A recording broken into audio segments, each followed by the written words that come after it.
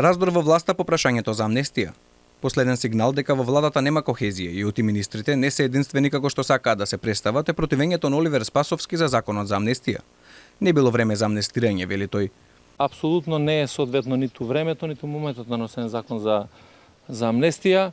Второ, опфатот кој што е барем соопштен дека ќе офати прилично мал број на лица, исто така нема да помогне во многу, меѓутоа еве сега тоа е работа на собранието. Спасовски смета дека криминалците што ќе бидат ослободени ќе се вратат во затвор повторно, а амнестијата само ќе создаде дополнителна работа и притисок врз безбедносниот систем. Оние лица кои што сториле кривични дела, пред се разбойништва, тешки кражби и така натаму, представуваат уште терет за безбедносната состојба или ако ги погледнеме минатите закони за амнестија, ќе видите дека најголемиот дел од тие лица за 2 до 3 месеци повторно се враќаат назад заради тоа што имаат повторно кривични дела.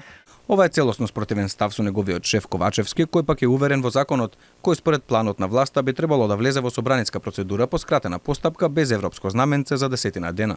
Не е прв во државата кој што се носи како таков, бидејќи мислам дека во 2018 година се носеше тој таков закон, со тоа што ово е порестриктивен во однос на тоа што било тогаш донесено, а целите се растеретување на затворскиот систем. Спасовски тврди дека не бил на владината седница на која се гласаше новиот закон за амнестија. Па нејасно е дали неговата контрадикторност со изјавите на неговиот шеф можеби произлегуваат од амбициите на министрот за внатрешни работи да се кандидира за шеф на државата, па се обидува да добие по некоја симпатија повеќе од гласачите.